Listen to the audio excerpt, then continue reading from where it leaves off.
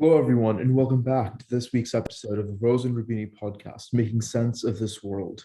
My name is Manas Chawla, and as always, I'm joined by Brunello Rosa, CEO and Head of Research. And this week, we're talking about a major governmental crisis that seems to have erupted in Italy. Uh, Brunello, so it seems like Mario Draghi had always been on sort of precarious footing from the minute he took office. And we could have somehow somewhat predicted this would happen, but some might say it's still a bit sort of early and has surprised lots of sort of onlookers. Tell us a bit more about what happened. Tell us a bit more about why he tried to hand in his resignation.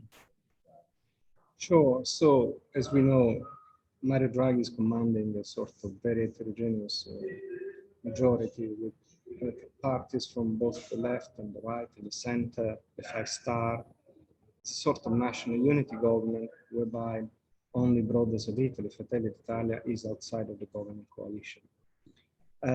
As such, Draghi, of course, enjoys a massive numeric majority, but building the consensus around the various measures is difficult when the composition of the political majority is so heterogeneous.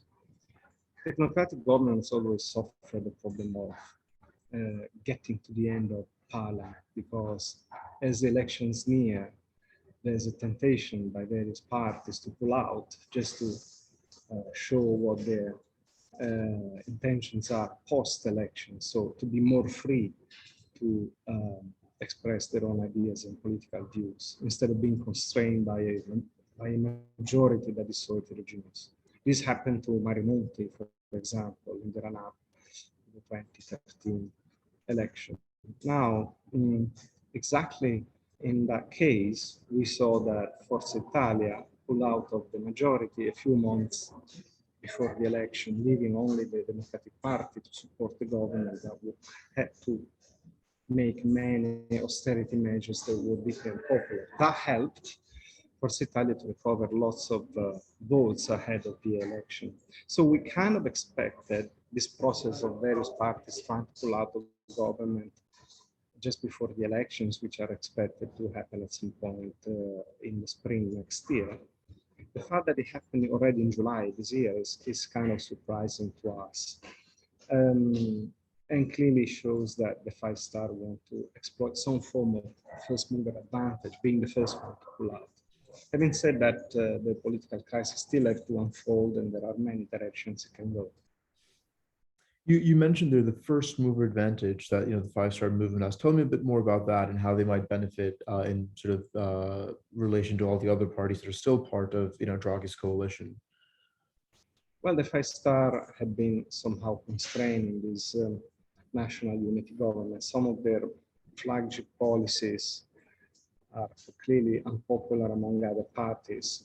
Luckily for them, they managed to approve them in the first two governments of this parliament, in which they were both the largest party, both with Lega and with the PD. So, for example, the citizenship income was already approved during those governments, but clearly Draghi's government would like to kind of refine it and resettle the conditions because clearly has been way too generous and probably subject to fraud.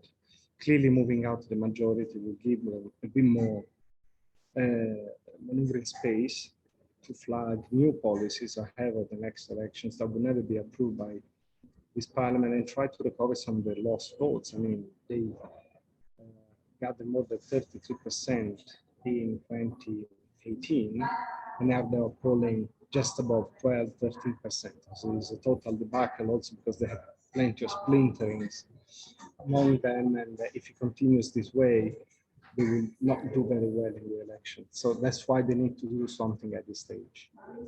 Right. And, like you sort of pointed out in the newsletter, this might well, them being the first mover, might well trigger a bit of a cascade effect with lots of, other parties or factions, trying to leave the sort of governing coalition to make the most of whatever the sort of future opposition might be and get there in time to, distinguish themselves from the many other alternatives.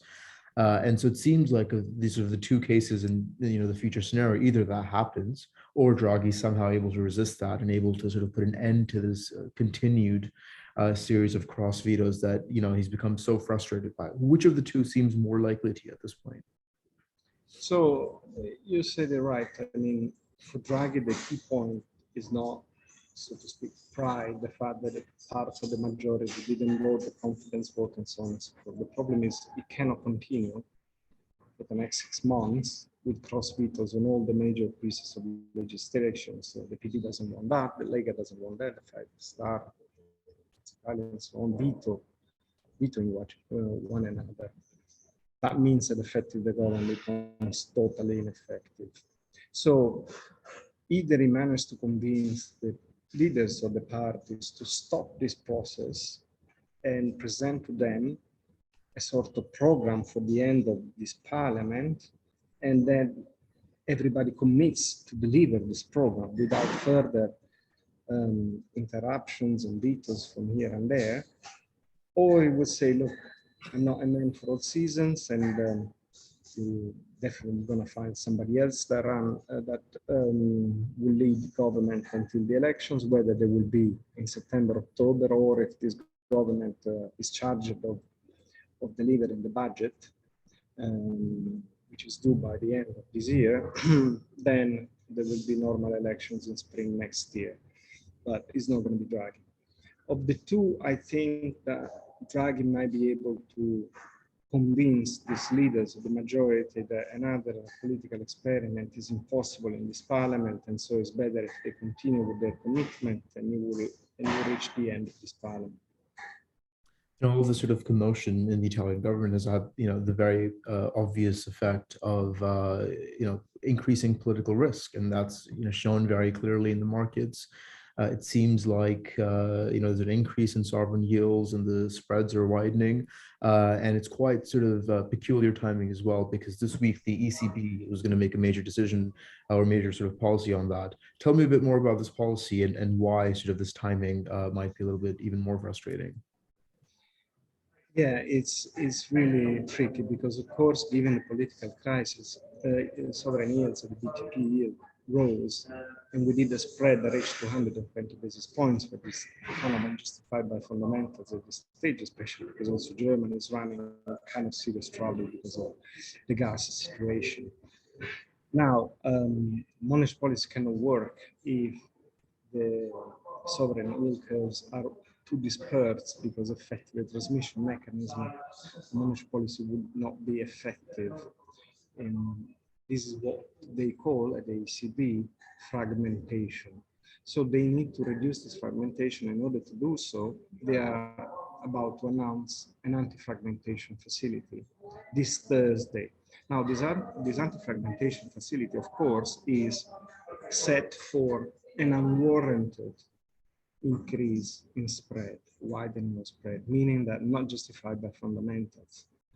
But unfortunately, the political crisis in Italy has been showing a warranted increase in spread, because this is in fact justified by the increased political risk. And this is exactly the kind of situation in which that facility would not be applicable.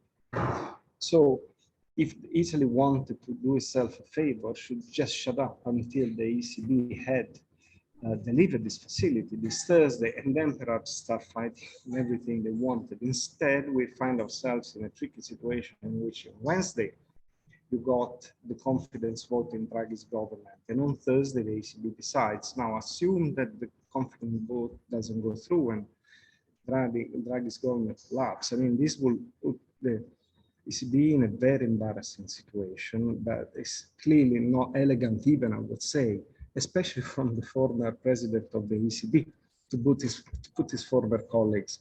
So our hope, but clearly is a hope at this stage, which could be to some extent an expectation, if everything I said before is true, is that the confidence vote is positive for Draghi, the Draghi government remains in place, the warranted rising yield returns, comes back, and then the ECB is less embarrassed. However, the decision needs to be made on Thursday, which means that all the technical details have already been ironed out, being ironed out these very hours. And clearly the hawks in the Governing Council might have an easy time and say, look, we just told you, we're gonna have something that would suppress yields even when they should be going up. So at the very least, this facility needs to be less generous than what the Dovs want. And again, this is not a great favor that Italy did to itself. And I think it comes, on top of the broader context that Italy was supposed to be the largest recipient of, the massive recovery fund that the EU agreed on during the pandemic, and that, some of the funds still have to be unlocked based on, the conditional to certain reforms being implemented in Italy towards the end of this year. And so, one might look at the situation and say, if Italy wants to be helped, it needs to help the EU and the ECB to help itself. Yes. But certainly sort of very interesting time to be watching these politics, and a very sort of important vote coming up very, very soon. So as always, Brunello, thank you very much for your time and insight. Thank you very much. Until next time.